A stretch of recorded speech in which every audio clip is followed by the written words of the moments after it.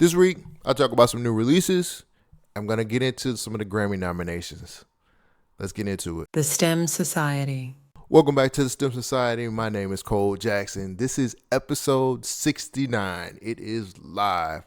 I hope you guys had a great weekend. My week has been full of figuring out how to plan to do content. I had been so unorganized when it came to doing this content thing that I had to sit myself down and figure out how I was going to get everything done. And so what I did was I set up here and made a plan so I can actually start putting out more content and actually putting it out smarter than anything else. I think a lot of times I was flying by the seat of my pants and I really missed out on getting certain episodes out when I needed to. So I sat down, made a plan, and hopefully I can stick to it. The plan is for the next 15 days, so hopefully I can get this stuff right and I can get this channel to where it needs to be at. So everybody who's been supporting the channel, thank you. I promise you it'll be some more content coming out. I just had to get my shit together, basically. This week I'm going to talk about 2 albums, and it's only one topic I want to get into, which is the Grammy nominations. So let's get into it. New releases. So Absol dropped his new album called Soul Burger. It's 15 tracks. I think it's 50. How many minutes was that? 54 minutes. Typically, when I listen to an Absol album, a lot of stuff that he says go over my head. I'm not gonna lie. There's a lot of stuff that he says that kind of, like you have to be either really, really spiritual to get, or you gotta know some books. And this one right here felt more genuine. He did dedicate this album to his lost friend, which I think was dope as hell. The album's real digestible. I love it. I've only listened to it twice, but it is one of my favorite albums this year. I think the features that he put on here were amazing. I'm gonna read them off to you really quick. Jason Martin, Thirsty P, Vince Staples, Cam Carson, Doechie's on here, Notorious N.I.Q., Fresh, and Ty Dolla $ign. Lupe Fiasco actually makes an appearance on here. Punch and Asia Holiday and Blast. The features compliment him instead of outshine him. I like especially the California Dream song. That's my favorite song on the whole album. I've listened to that song at least 50 times, no cap. The production, which I think Knife Wonder produced that track, something about that guitar riff and the Delphonics. He took a sample from the Delphonics. And it's just something about that track that pulls me in every time. Mostly the production. And the end of the song where he's rapping and it sounds like he's like a kid on the corner and he's rapping. He's like, hey man, that dude's fire. A lot of the album has to do with him talking about how great of a rapper he is. I think that's the kind of energy Ab-Soul should always have. I think Ab is one of the best rappers we got in this generation. That nigga can rap his ass off, and he does it. Again, sometimes his metaphors and his entendres go over some people's head because they're just not as deep into the things that he's deep into. Like me, I get lost sometimes, but something about this album just made his raps way more digestible and way more palatable. It gave me an idea of like, it felt like he was talking to me more. And I like that. I like the fact that he has that energy of he should be talked about with other rappers. I like the fact that he dedicates a lot of this to his homeboy. The theme of the album is just very well done. Sequencing is great. I like the way songs go into other songs. There's not really a lot of gripes I have on the album, to be honest with you. I think it goes by really, really fast. It doesn't feel like it's a 54-minute album. It goes by really quickly, and I like that. It kind of goes along with what TDE has been doing this year. It feels like TDE just knows how to package the product and give it to us in a very great way. The rollout wasn't too long. He let us know what this album was about. He had just dropped Herbert, maybe what was it, 2022? Late 2022, which I thought Herbert was another great album that he put out, and he just got to it, and I respect that about him, and I respect that about TDE. I think TDE is very much dominating 2024. When you think about Doechie's album, When you think about Schoolboy Q's Blue Lips album, and now we get to Absol Solo Burger, I think that TDE has put together a nice array of music, and all of it don't sound the same. Like Doechii, Schoolboy, and Ab, none of those albums sound alike, and I respect that. You can tell it came from TDE by a certain, I guess, the certain quality of each album, but the sound differs for each artist, and I like that about TDE and what they've been doing. Back to Ab though. This should be one of those albums. I don't know what it is about the fourth quarter, but it feels like people are putting out their best work towards the end of the year, and it's making it really hard for me to make my top 10 list. I love this album. I've gone through it again twice. I'm already thinking about putting it in my top 10. I don't know how you feel about it, but I just love this album. So if you haven't taken time out to listen to Absol Soul Burger, please go check it out. It's on your DSPs right now. All right, so Real Boss Richey put out his newest project called Richey Rich, 24 tracks, over an hour long. I like the album. It's too many tracks on the album, though. Something about newer artists these days feel like they put more tracks on the album. They're going to make us like it more or stream it more. To me, that this album could have done way better if he only had 16 tracks on here. There's a lot of songs on here that feel like filler. There's a lot of songs on here that feel like they're just stuffing the time, and he don't need that. I think Real Boss Richey is pretty good as a rapper, but there's too many songs on this album that sound similar, and the production sounds too much alike. And I don't like that when I listen to my albums. Like, I want to get straight to the point, and I want to get to what you're talking about. The album's production is pretty good. I could tell they put some money behind it. But it again, with so many filler songs, it just feels like too many songs sound too close to each other. He only had a few features on here, like Glorilla, Lil Yachty, and he had FTB Fat on here as well. Those were the only features that he had, and they were pretty good. They complimented him on certain on the songs very well, especially Glorilla. I think the Get In There song is like one of the best songs on there. But I also like the fact that he got Yachty on one of the tracks, and that believe it or not, that song works. So he did a really good job with picking features, and I know he wanted to just kind of show who he was more on the album. But if he would have cut some of these tracks down and actually took out some of the filler, I think the album would have been way better. When you listen to albums like that and they have so many filler songs, it just feels like you're drudging through it and you have to force your way through it. I feel like I had to force my way through the album to get to the good songs. And when I look at the tracks that I've liked, there's a ton of tracks on here that I enjoyed. The fact of getting to it is just hard, because when I listen to an album, I most definitely want to listen to it in full. I want to listen to everything on there so I know that I'm not missing a good song and a good B-side. I love a good B-side. But the fact that it's just 2.5 minute songs on here that don't make sense, or either saying the same thing you just said in the previous song, I hate that. And that just makes me not want to return to your album and just put your stuff on playlist, which maybe that's the game. Maybe that's what people want you to do. Just put your shit on, put certain songs on playlists. But other than that, man, I think he put out a decent, it was all right. I have a lot of those songs put to the side that I can put on playlists, but am I going to go to the full album again?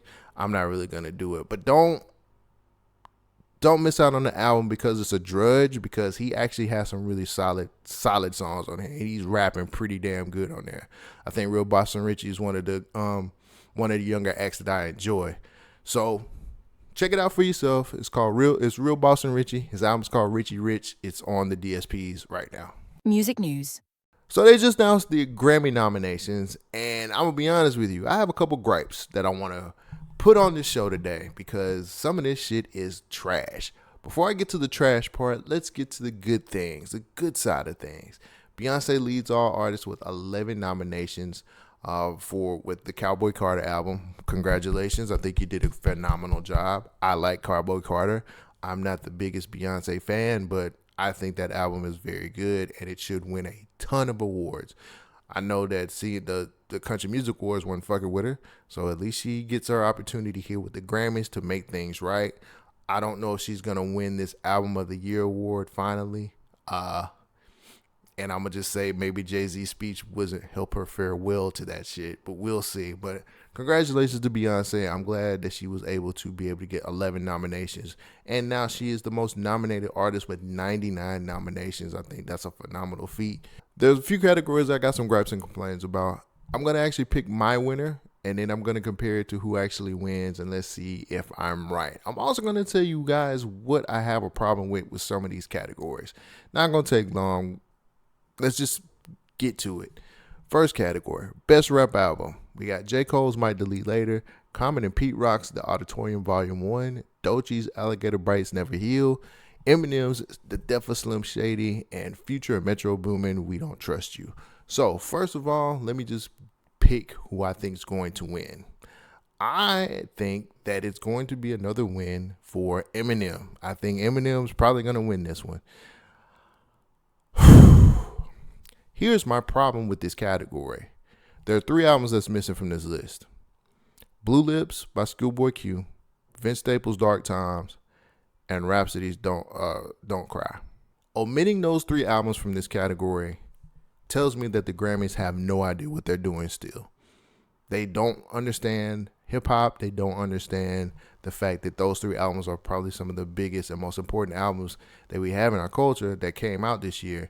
And to be honest with you, this just looks like they checked boxes. New artist, old school artist, popular choice, a real rapper. They don't want to get it right because they don't understand anything that happens in our culture at all. And it's getting to the point where it's a bit disgusting and sad.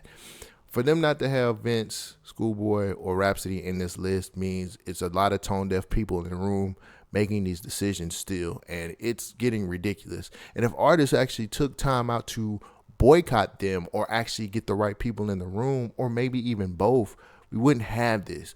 This shit is hilarious. This list is crazy as hell. Doechie's album is supposed to be a mixtape. J. Cole didn't even promote Might Delete Later past him putting it out. Common and Pete Rock, I hadn't even listened to that album. Eminem, The Death of Slim Shady is only popular because he has a core base that's full of fanatics that are fucking ravenous and crazy. Future and Metro Boomin are the only ones that I think actually marketed the way they were supposed to be marketed, and it actually delivered the way it was supposed to deliver. Everything else in this category looks like complete craziness.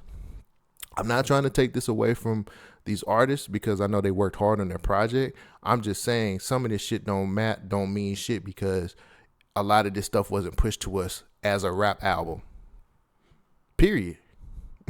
Told you it was supposed to be a mixtape, bruh. J. Cole shit never got any promotion past him. Only true hip-hop fans really fuck with Might Delete Later. It wasn't pushed after it came out. So either you artists are going to figure out how to start boycotting the Grammys the correct way until they get it right or get the right people in the room, or you're going to continue to miss out on getting your award that you deserve. I'm just tired of the Grammys doing this. It's fucking ridiculous. It's terrible. All right. So the next category I want to talk about, Best Rap Song. Rhapsody featuring Hit Boy with Asteroids, Kanye West and Ty Dolla $ign with Carnival, Future and Metro Boomin featuring Kendrick Lamar, Like That, Kendrick Lamar, Not Like Us, Glorilla, Yeah Glow. Let me go ahead and just make the obvious choice. Kendrick Lamar, Not Like Us is going to win this award. Did they get it right? No. I think the Carnival song, sorry guys, you just missed the mark on that one. I think there's some other songs out there. When I think about Schoolboy's Thank God For Me should be on this list.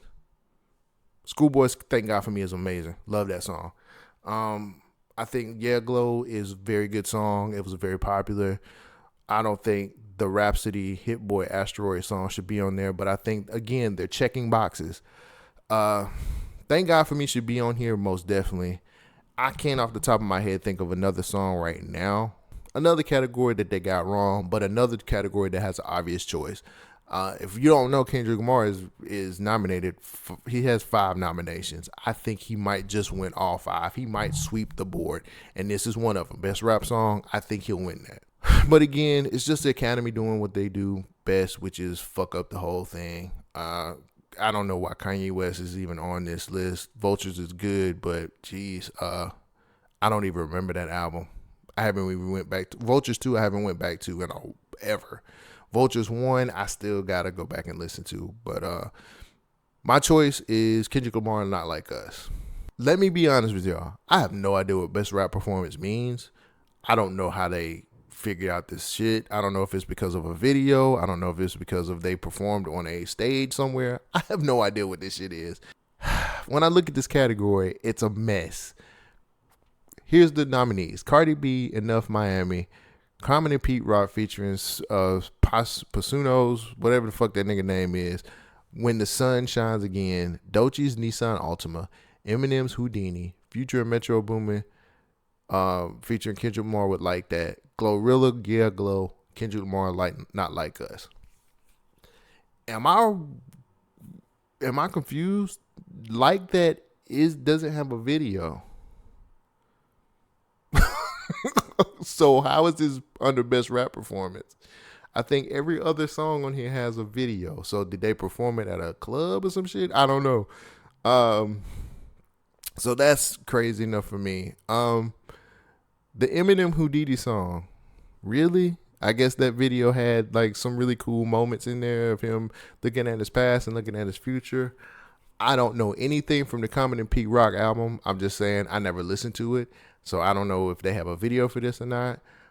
I'm going to make my pick. It's the obvious. Is it obvious? It's obvious. Kendrick Lamar, Like That. Love the video. The video was wonderful. If they're going out the performance that was at the Pop Out, then I understand why it would win. I don't think it's anything else in this category that's going to hold up to Kendrick Lamar's Like That.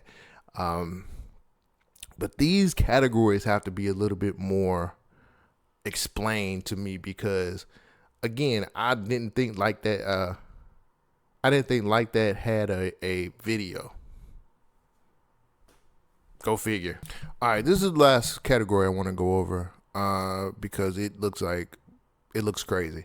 Best R&B album. I don't cover enough R&B on here. I need to because I'm an R&B head, but Chris Brown's 11:11 Deluxe is nominated. Layla Hathaway's Fantana Black, Money Long's Revenge, Lucky Days, Algorithm, and Usher's Coming Home. Those are the nominated R&B albums.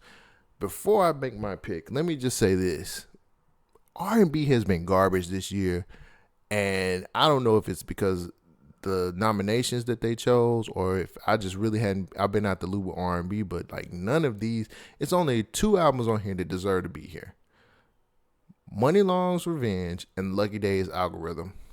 I'm excluding Chris Brown's 11:11 Deluxe because it's a deluxe. That, and on top of that, they keep nominating Chris Brown, but they won't let him. He don't get to perform at the Grammy, so why do they keep nominating him? I thought 11:11 was a great album. I don't know why Deluxe is on this list. I don't know if it deserves to be on this list. I just know there's a few things with Chris Brown when it comes to the Grammys and Chris Brown that don't match. So I'm over it. The Layla Hathaway album, okay. I think Kenyon Dixon might have had one of the better albums this year. Maybe even Sir. I don't know why Sir's not on this list. The Money Long Revenge album, very good album. I don't know if it's our R&B album of the year. Lucky Day most definitely has one of the best R&B albums this year. Very different. I just loved everything about the vibe of that album. Usher's Coming Home album was garbage, and that only came out because he did the Super Bowl. If I had to pick an album that's going to win, it's probably going to be Money Long Revenge. And that's just for the simple point that I know Chris Brown ain't going to get it.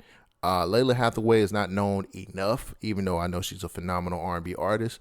Lucky Day is always going to get second fiddle. And Usher's album, again, Coming Home, is a complete trash album. So I think Money Long is going to win this by default because of the things that I said. Who I want to win, though, I want Algorithm to win.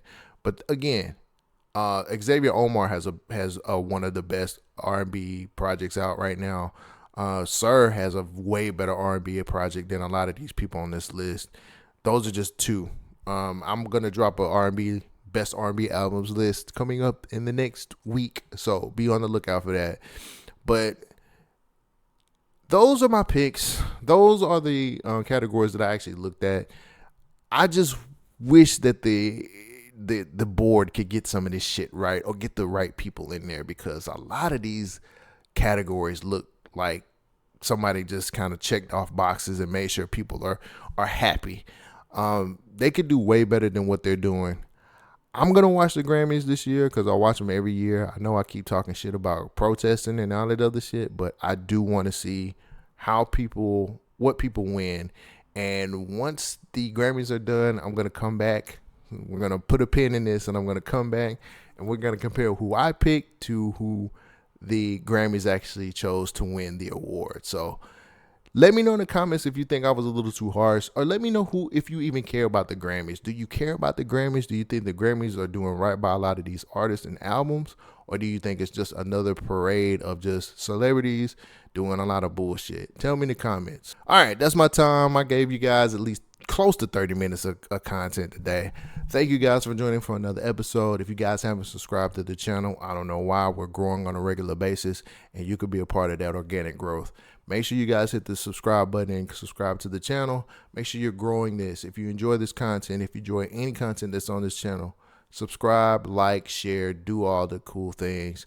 And if you really want to support me, you can support me by going to my Patreon. I do bonus content there. More album critiques are going to be there.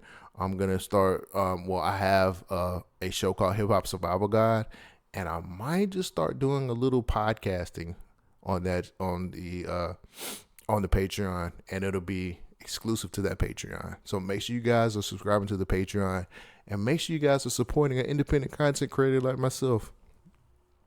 Thank you guys for joining me, and I'll catch you next episode. Peace out. Thank you for joining the STEM Society.